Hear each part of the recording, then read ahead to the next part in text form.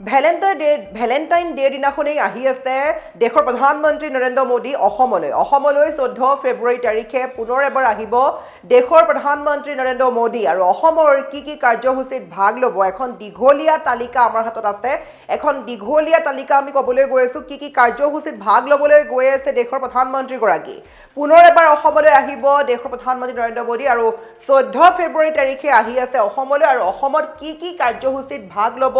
প্ৰধানমন্ত্ৰীগৰাকীয়ে এই সন্দৰ্ভত আমি জনাব বিচাৰিছোঁ যে যেটো এফালে বলিছে নিৰ্বাচনী বটা আৰু আনফালে নিৰ্বাচনৰ প্ৰাক্ষণতে ৰাজ্যত উপস্থিত হ'বহি দেশৰ প্ৰধানমন্ত্ৰীগৰাকী আৰু কেইবাটাও উদ্বোধনী অনুষ্ঠানত ভাগ ল'ব ইয়াৰ উপৰি কেইবাটাও কাৰ্যসূচী আছে অসমবাসীৰ বাবে পুনৰ এবাৰ ভাল খবৰ কঢ়িয়াই নিছে মোদীয়ে অনেক অযুত কাৰ্যসূচী হাতত লৈ লগতে কেইবাটাও ডাঙৰ উপহাৰ দিবলৈ আহি আছে দেশৰ প্ৰধানমন্ত্ৰী নৰেন্দ্ৰ মোদী কি উপহাৰ দিবলৈ গৈ আছে অসমবাসীক পুনৰ এবাৰ ভেলেণ্টাইন ডেৰ দিনাখনেই ভাল খবৰ আগবঢ়াব প্ৰধানমন্ত্ৰী নৰেন্দ্ৰ মোদীয়ে 14 ফেব্ৰুৱাৰীত প্ৰধানমন্ত্ৰী মোদীৰ অসম ভ্ৰমণসূচী আমি এই মুহূৰ্তত জনাব বিচাৰিছোঁ যে পুৱা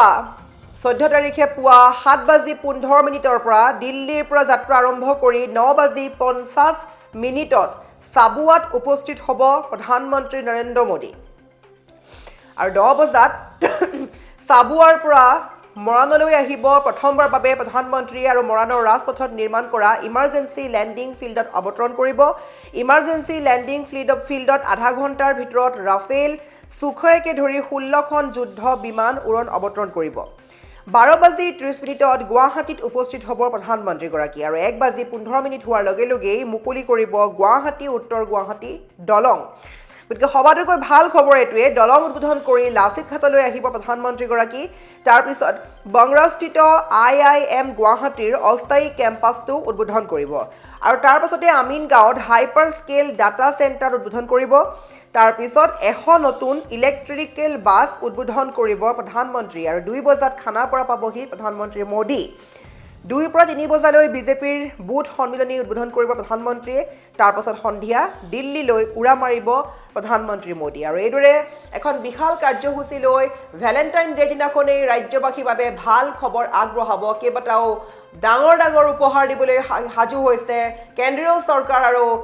সবাতোকৈ ভাল খবৰটো হৈছে যে গুৱাহাটী আৰু উত্তৰ গুৱাহাটীৰ যিখন দলং সেই দলংখন উদ্বোধন কৰিব 1:15 হোৱাৰ লগে লগেই মুকলি কৰিব গুৱাহাটী আৰু উত্তৰ গুৱাহাটী দলংখন উদ্বোধন কৰিয়ে লাচিত ঘাটলৈ আহিব প্ৰধানমন্ত্ৰীগৰাকী আৰু এই দলংখন উদ্বোধন কৰালৈ সকলো গুৱাহাটীবাসী ৰাইজ অধীৰ আগ্ৰহেৰে বাট চাই আছে অসমবাসী বাট চাই আছে আৰু এই দলংখন হোৱাৰ মাত্ৰকে আসলে খুবেই ভাল খবৰ বুলি ক'ব লাগিব উত্তৰ গুৱাহাটীলৈ যেটো পূৰ্বতে আমি নাও বা ফেৰী দি অহা যোৱা কৰিব লগা হৈছিলে বহু লোকৰ অৱস্থা সংকটতো হৈছিলে বহুবাৰ নাও ডুবি গৈছিলে এইটো বিভিন্ন সংকটত পৰা দেখা গৈছিলে আৰু তেনেসমূহ সমস্যা এতিয়া পৰিহাৰ কৰি ভাল খবৰ আগবঢ়াই আছে 14 তাৰিখে অৰ্থাৎ ভেলেণ্টাইন ডে দিনাখনেই প্ৰধানমন্ত্ৰী নৰেন্দ্ৰ মোদী অসমত উপস্থিত হৈ উদ্বোধন কৰিব গুৱাহাটী উত্তৰ গুৱাহাটীৰ দলংখন আৰু সেয়া সময় হৈছে 1:15 তাৰ পাছতে লাচিত ঘাটলৈও যাব প্ৰধানমন্ত্ৰী তাৰ পাছত বংৰাস্থিত যি IIM গুৱাহাটীৰ যেটো অস্থায়ী কেম্পাছ সেই কেম্পাছটো উদ্বোধন কৰিব মোদীয়ে আৰু আমিনগাঁৱত হাইপাৰ স্কেল ডাটা চেণ্টাৰ উদ্বোধন কৰিব মোদীয়ে তাৰ পিছত তাতোতকৈ ভাল খবৰটো হৈছে গুৱাহাটীবাসীৰ বাবে 100খন নতুন ইলেক্ট্ৰিকেল বাছ উদ্বোধন কৰিব মোদীয়ে পুনৰ এবাৰ 100খন নতুন ইলেক্ট্ৰিকেল বাছ পাবলৈ গৈ আছে অসমবাসী আৰু ভেলেণ্টাইন ডে দিনাখনে অতিকৈ ভাল খবৰ পাবলৈ গৈ আছে অসমবাসীয়ে আৰু 2 বজাত খানাপাৰা পাব মোদী 2 পৰা 3 বজালৈ 1 ঘণ্টাৰ সময়সীমাত বিজেপিৰ বুথ সন্মিলনী উদ্বোধন কৰিব প্ৰধানমন্ত্ৰী আৰু তাৰপিছত সন্ধিয়া পৰত দিল্লীলৈ পুনৰ এবাৰ উৰা মাৰিব গতিকে এই ধৰণৰ এক বিশাল কাৰ্যসূচী হাতত লৈ আহি আছে মোদী এফালে নিৰ্বাচনী বটা বলিছে আৰু আনফালে দেখা গৈছে নিৰ্বাচনৰ প্ৰাক্ষণতে দেশৰ প্ৰধানমন্ত্ৰীগৰাকীয়ে পুনৰ এবাৰ অসম ভ্ৰমণ কৰিব আৰু অসমলৈ আহিয়ে কেইবাটাও ডাঙৰ উপহাৰ দি যাব অসমবাসীক আৰু সবাতোকৈ ভাল খবৰটো হৈছে 14 ফেব্ৰুৱাৰী যেটো সময় হৈছে এটা ভেলেণ্টাইন ডে প্ৰেমৰ দিন বুলি কোৱা হয় আৰু এটা সকলোৰে বাবে স্পেশাল হৈ থাকে সকলোৰে বাবে এটা বিশেষ দিন হৈ থাকে আৰু সেই দিনটোতে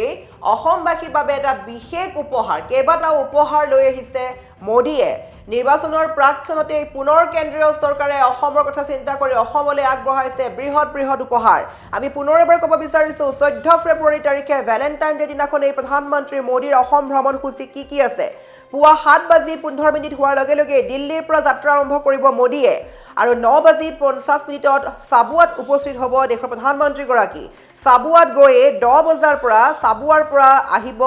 মৰাণলৈ তাৰ পাছতেই প্ৰধানমন্ত্ৰীয়ে মৰাণৰ ৰাজপথত নিৰ্মাণ কৰা ইমাৰ্জেন্সি লেণ্ডিং ফিল্ডত অৱতৰণ কৰিব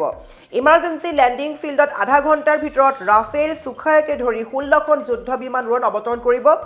তাৰ পাছত 12 বাজি যোৱাৰ মাত্ৰকে পুনৰ গুৱাহাটীলৈ ৰাওনা হ'ব প্ৰধানমন্ত্ৰী নৰেন্দ্ৰ মোদী আৰু 1:15 হোৱাৰ লগে লগে সবাটোকৈ ভাল উপহাৰটো দিবলৈ গৈ আছে গুৱাহাটী আৰু উত্তৰ গুৱাহাটী দলং উদ্বোধন কৰিব মোদীয়ে গতিকে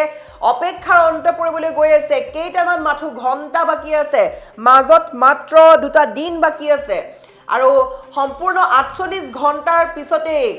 গুৱাহাটীবাসীয়ে ৰাজ্যবাসীয়ে পাবলৈ গৈ আছে গুৱাহাটী উত্তৰ গুৱাহাটী সংযোগী দলং যিখন দলং সবাটোতকৈ ভাল খবৰ ক'ব লাগিব উত্তৰ গুৱাহাটীলৈ যাবলৈ এতিয়া কোনো অসুবিধাৰ সৃষ্টি নহয় এখন সুন্দৰ দলং এখন বৃহৎ দলং উপহাৰ দিব দেশৰ প্ৰধানমন্ত্ৰী নৰেন্দ্ৰ মোদীয়ে